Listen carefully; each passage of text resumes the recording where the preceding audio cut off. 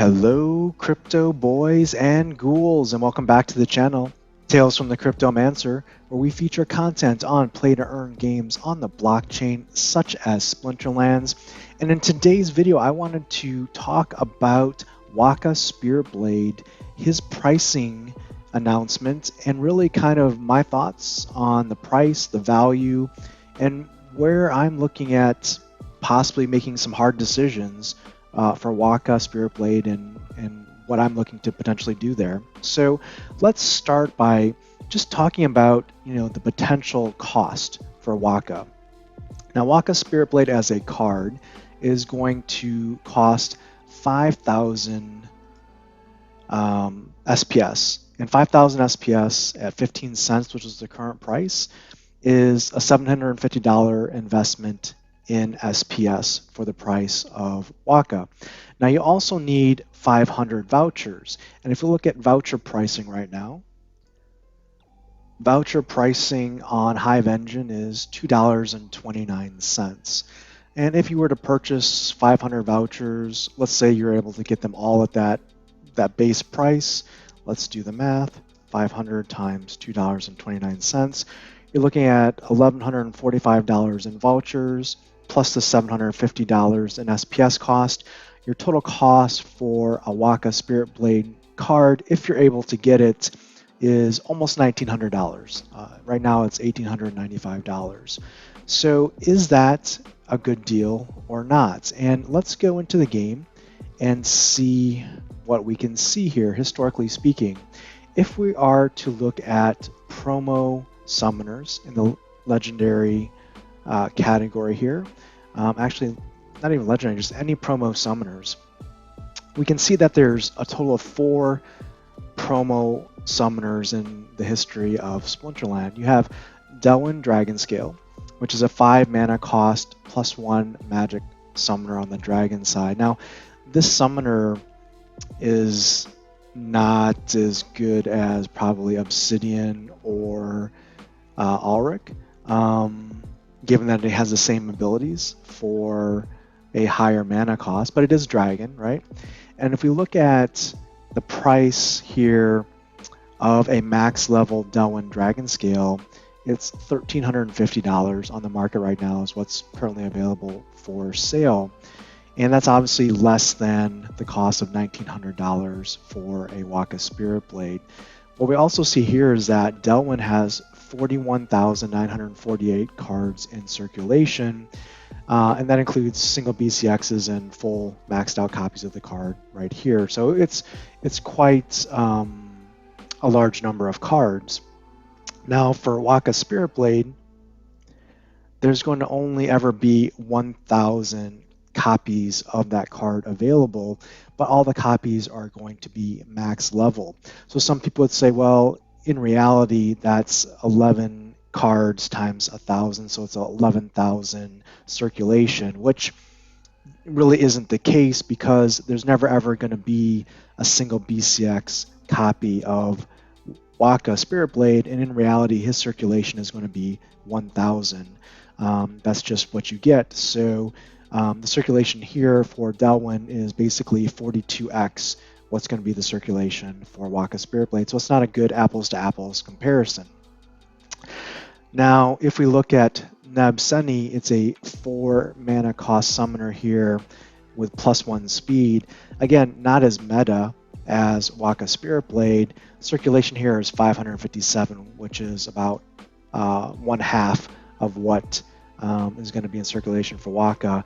The BCX price here is approximately $90 to $116 per BCX, which for a max level copy is 86 BCX, which means this card is almost a $10,000 card if you were to buy a max level copy of Neb, which I'm pretty sure no one's going to buy a $10,000 4 mana cost +1 speed summoner for 8 to 10,000. So again, not apples to apples comparison with Waka Spiritblade.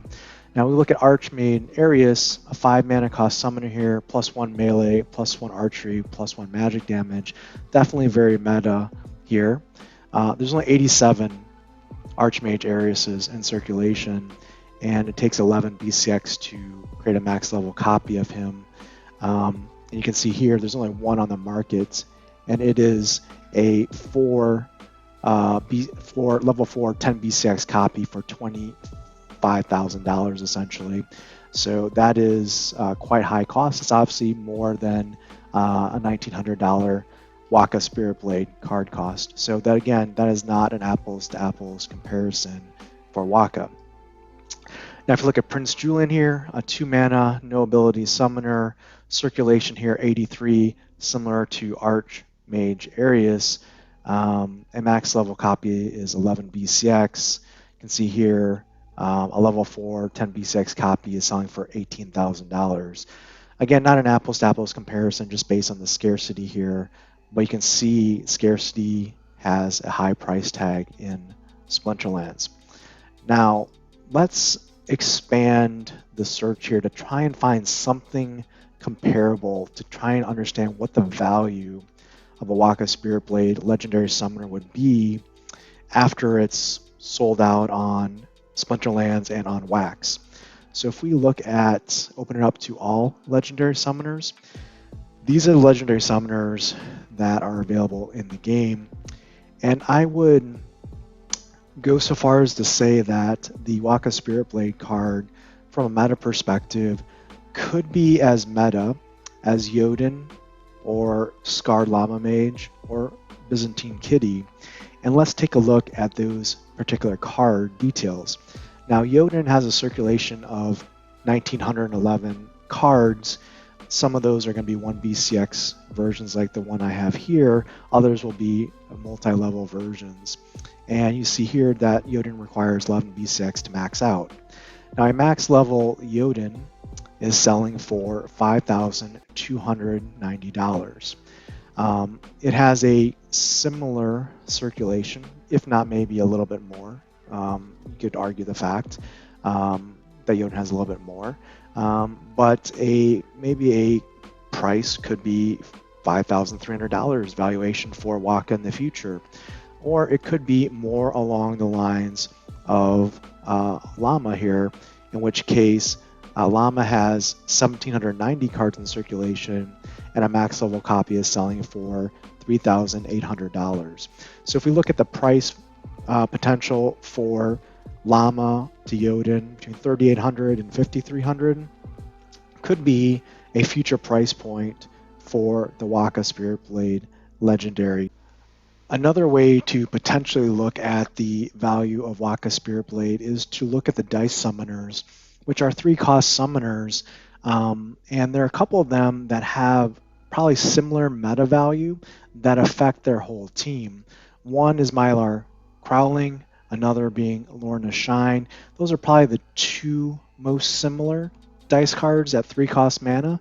Now these are rares, right? But these also have significant impacts to their team, less so Ouster and Brighton. You compare the power from a meta perspective that Waka brings. Now if you look at Mylor requires 115 copies to get max level, and we don't have a max level Mylor on the market right now, but if we look at the price for BCX, the lowest right now, it's $27.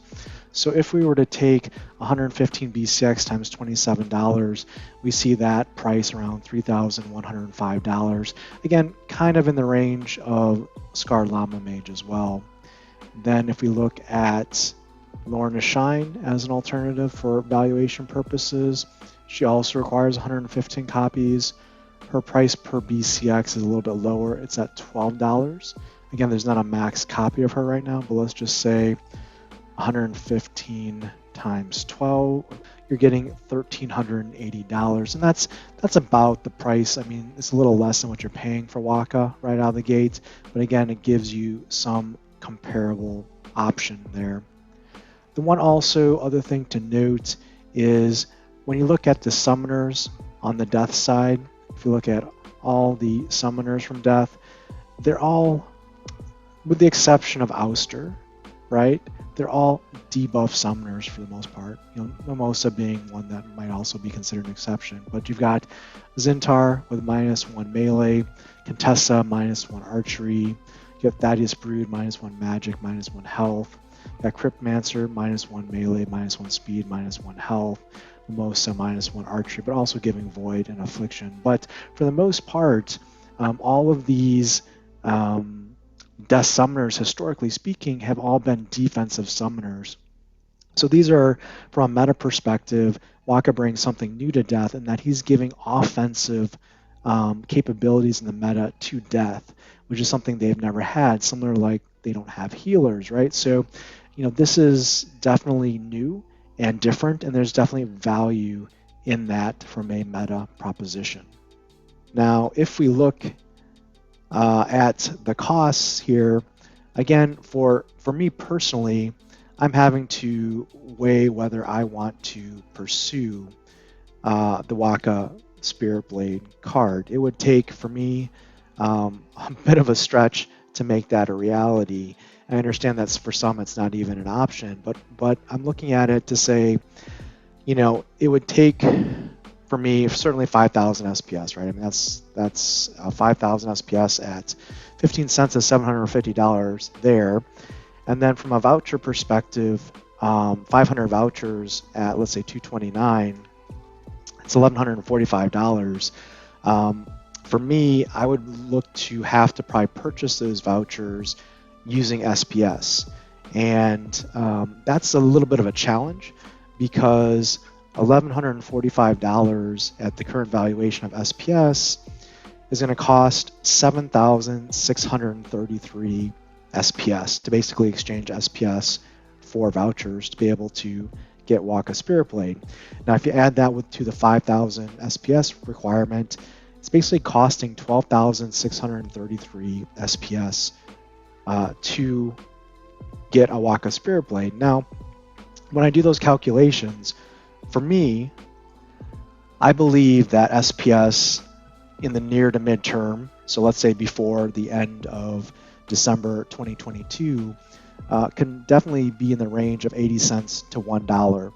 And if we were to, let's be conservative and just apply an 80-cent price target to SPS, if I'm giving up today, in the end of February, 12,633 SPS to purchase Waka Spiritblade times, let's say, my price target of 80 cents, it means I'm actually spending, from an opportunity cost perspective, on this card $10,106 and change.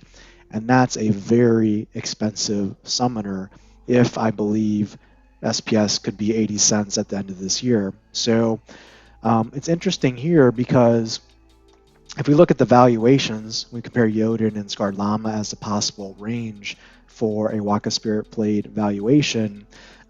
Let's say we go with the Jotun range, and let's say Waka can sell for, let's say, $5,000. That means my opportunity cost here on paper by purchasing Waka Spiritblade with SPS is costing me $5,106 and change just to purchase that summoner versus holding SPS. So that's definitely a challenge because I certainly believe in SPS in the future of the game. But the other thing I'm having to juggle here is that in reality, card prices are down quite a bit since let's say our peak in maybe October timeframe. In fact, some summoners and cards are probably down up to 50%. So if we believe that Splinterlands will continue to increase in player base and popularity, and that the value of SPS will go up, then we also have to believe the value of the cards will go up. And if Waka Spiritblade is a meta card, a legendary card that's in demand, it's very possible that even though Jotun today is selling for $5,000, in the future Jotun could be selling for $10,000 potentially at the end of the year, meaning that this would be a reasonable investment to make. One other thing that's worth mentioning is with the rollout of Waka Spiritblade, when you purchase Waka, you're going to have a chance for your purchase to become a gold foil max level version of Waka. Now that is a small percentage, sure, but it is a percentage, and you very well could get lucky, and if you purchase Waka, walk away with a max gold foil. And what does that mean potentially? Well, it means that your expected value for your purchase of Waka should take that into account from a value calculation perspective. And if we just go to the legendary summoners from a price perspective, if we look at Jotun, for example,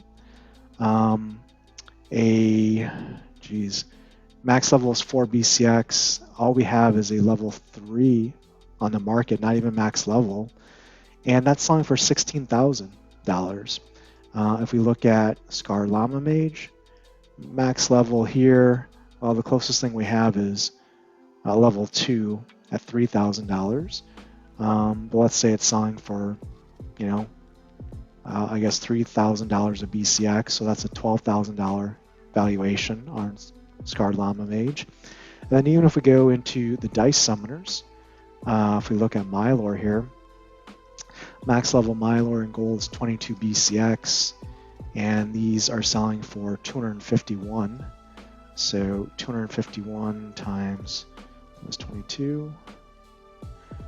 So a Mylor max level gold is worth 5,500. So you do have to take a percent chance that you could get a gold level Waka Spiritblade. That's probably going to be worth upwards of $10,000, maybe up to $20,000 in the future for that card.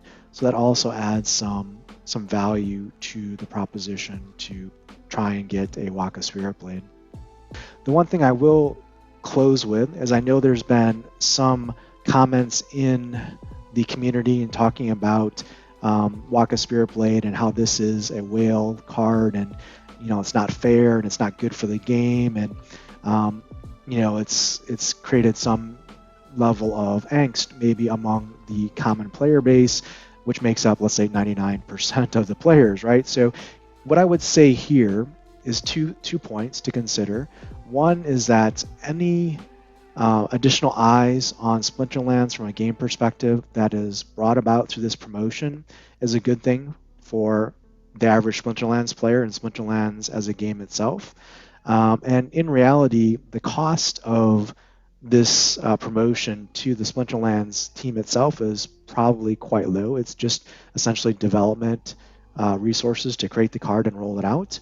And the cost for that, is not necessarily high for the company in a dollar cost. And so for them, it makes a lot of sense. And for us as players, it makes a lot of sense as well if it, brings new players in and increases the overall economy by introducing this card to the ecosystem. My second point is what Splinterlands is doing with this particular card is innovative in the fact that it's not just an NFT card within Splinterlands game itself, it's actually a card that's multi-use from an NFT perspective and can be used on Snapchat as an NFT badge there, which is quite unique in the fact that it again brings additional eyes into Splinterlands and this card, which otherwise may not consider just the in-game asset of the card itself.